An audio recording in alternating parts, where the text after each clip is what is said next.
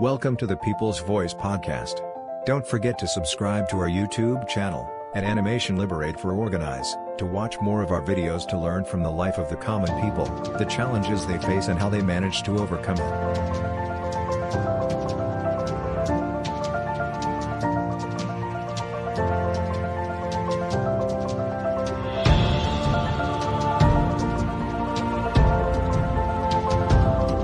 আসসালামু আলাইকুম। আরো ধারাবাহিক অনুষ্ঠান জনগণের কথা নতুন একটি পর্বে আপনাদেরকে স্বাগতম। আপনাদের সাথে আছি আমি মাহবুবুর রশিদ। আমরা আজকে এসেছি লক্ষ্মীপুর সদর উপজেলার দাসেরহাট ইউনিয়নের একটি প্রত্যন্ত অঞ্চলে। এখানে আমরা কথা বলবো একটি অসহায় পরিবারের সাথে। ওনাদের মুখ থেকে, ওনাদের জীবন থেকে নেওয়া কিছু কথা শুনবো। আসসালামু আলাইকুম। কি নাম আপনার? আমার নাম কাদুরি। পরিবারের সদস্য কয়জন? 3 জন। তো উনি আপনার কি হয়? আজি হয়। আপনাদের পরিবারে কে কে আছে?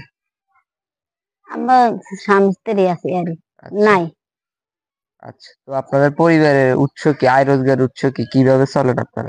আমরা এসারি জায়গা কদ্দুর আছে দিছি, আমরা ভিক্ষা করে খাই। তো এই যে এই জায়গায় থাকেন, এটা কি আপনাদের? যে না, এটা বাঁ থাকি আমরা, হাঁসে নিয়ে বাঁ থাকি। স্বামী টামি কেউ নাই। আচ্ছা, তো জি থুই চলে গেছে। মানে আপনার মেয়ের স্বামী ওনাকে রাখি চলে গেছে।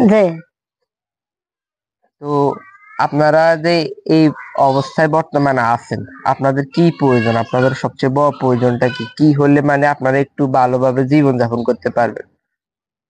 একটা ঘর দিলাম থাকতে মারে, আমরা ভিক্ষা করে খাই। ভিক্ষা করে খাই। তো এই যে আপনার মেয়ের বাচ্চা, হ্যাঁ, প্রতিবন্ধী।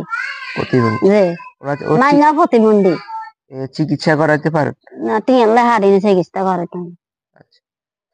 তো সুপ্রিয় দর্শক, আমরা শুনেছি ওনাদের মুখ থেকে ওনাদের কথা। তো ওনার স্বামী আছে, উনি অসুস্থ, আর ওনার মেয়ের স্বামী এই যে এই বাচ্চা প্রতিবন্ধী হওয়ার কারণে মেয়েকে রেখে চলে গেছে।